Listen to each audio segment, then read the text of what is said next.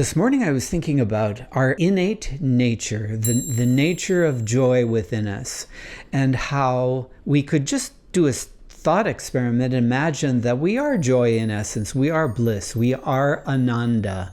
And the question becomes, what gets in the way of this joy? Let's just imagine for a minute, or let's believe that we are in essence joy. We're made of joy. And just like you cannot remove wetness from water, or you can't remove the red color from a rose, joy is our essential nature. From my understanding in my deep meditation, the question becomes, how do we eliminate the suffering or what gets in the way of the joy that we currently have within us? So I was thinking about the word belief, and I think about beliefs a lot, and the cycle that perpetuates belief and experience. And I wanted to describe that a little bit today, in that we start off with a belief. Now, belief is just thoughts we think, and we repeat those thoughts in our minds, and they form a belief. And our conditioned tendencies from our childhood form our beliefs, form our political beliefs, our religious beliefs, our beliefs about who we are, our beliefs about our families. So we start off with a belief, then it turns into a perception and how we think about ourselves. Then we think about thoughts that relate to emotions, and it turns into a feeling inside the body. Then from those feelings, we make decisions. And then from those decisions form our actions, and it turns into a consequence or a result. And then it forms our experiences in our life. Our experiences shape our beliefs. So you can see this cycle, right? This mental cycle that form our experiences and our beliefs. And it all happens under the hood. Like Carl Jung said, he says, make unconscious conscious. So that's what we do here in mindfulness and meditation. We look closely at the mind and the thoughts that shape our beliefs and our experiences, and we make unconscious ideas and positions and opinions and beliefs conscious. And in so doing, that eliminates the roadblocks toward our innate essential nature, which is joy or ananda. Let's look at it for a minute closely to see how that works. So I might have the belief, you know what, I'm afraid of public speaking. And I used to have that belief. My God, I was so afraid of public speaking, I would just tremble. So I had that belief that I was afraid of public speaking. And in turn, that belief led to perceptions of myself in my mind that I can't be a very good public speaker. I'm not a public speaker. That was the perception I had in my mind. And that led to thoughts that made me worried, and it made me fearful of myself being a public speaker. So those thoughts then in turn led to worries and anxieties. And I would have that emotion of being fearful or anxious when it came to having to do a talk, for instance, or stand up and give just a brief presentation of where I came from and who I am. It brought all kinds of thoughts about worries. And then I would have those emotions. Those emotions would then morph into feelings. And I would notice myself trembling in my body. And I would just be so anxious and so fearful of having to relay something about myself in a public forum, and I would have to be vulnerable, or I would start to think, what would people think of me? And then as those thoughts became more real and those emotions and feelings became more palpable, they would relate to a certain type of a decision. I would make a decision. I would say, there's no way that I'm giving talks anymore in my life. I am not going to give talks. So those decisions led to actions. And at any opportunity for me to speak, I would just not be available, or I would just say no and shut down. And I would prevent myself from giving a presentation or sharing something about myself. And that would lead to the experience of never giving talks. So those experiences then would shape my belief.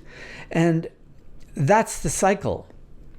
And that all happens under the hood, right? It's so important for us to be mindful of the way we think and the beliefs or opinions or ideas or concepts that are in our minds, in the subconscious mind, that shape our experiences and our beliefs. And you can see the whole trajectory there.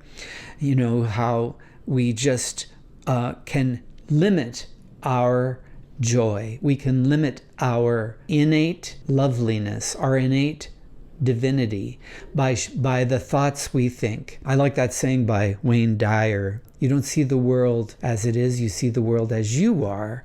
So the more conscious we can make our unconscious thoughts brought to the forefront through mindfulness, bringing awareness to the present moment experience without judgment and noticing the kinds of thoughts we think, being present in the moment, allows us to live life more purposefully and more joyfully, without suffering, without worries, without anxiety, without stress. And that's why we meditate. We bring more awareness to our mental health. Because, I mean, what is mental health anyway, right? Mental health is peace of mind, it's clarity of mind, it's freedom in the mind. I mean, that's why I went to meditation, was to have freedom in my mind, to be liberated, at peace. So elimination was the key for me, eliminating everything that wasn't true. And for me, meditation is a truth revealer. And you look closely at yourself, and you have courage to look at yourself.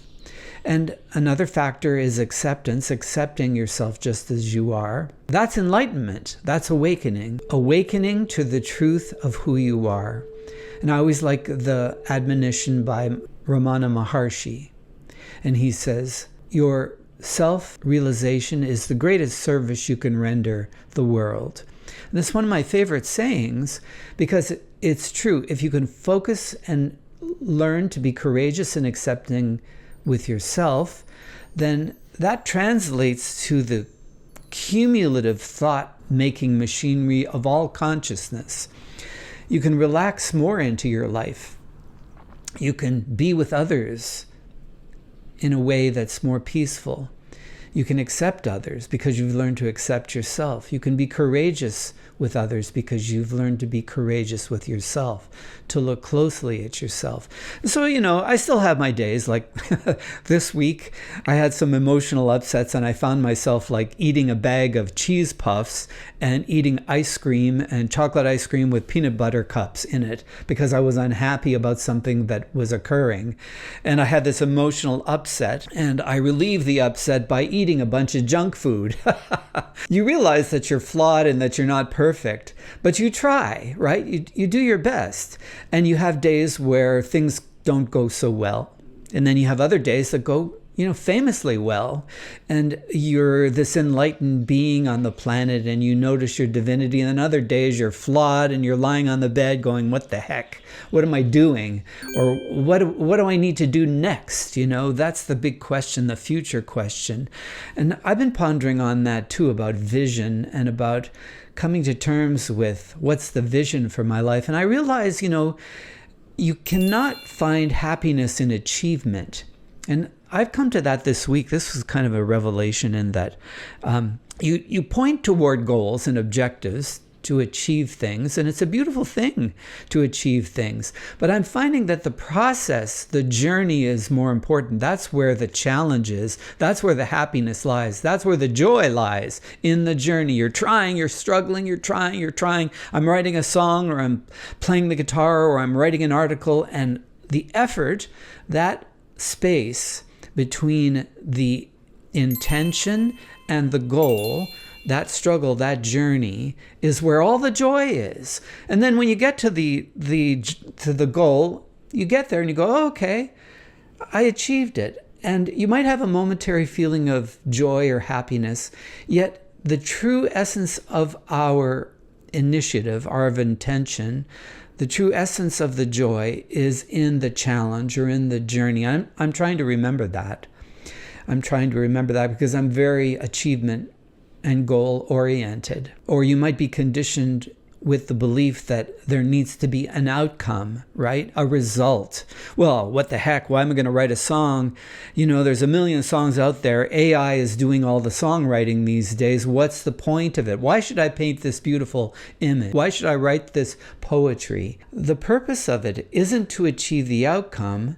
It is the challenge. It's the joy in making the song. It's the joy in painting the picture. And that's what I'm learning. I'm learning, forget about the outcome. Have attention on the process. Attention is the key word there. Mindfulness, being aware of your intention and attention. If you've enjoyed this talk, why not hit the like button, subscribe to my channel for more insights into meditation, mindfulness, and personal growth.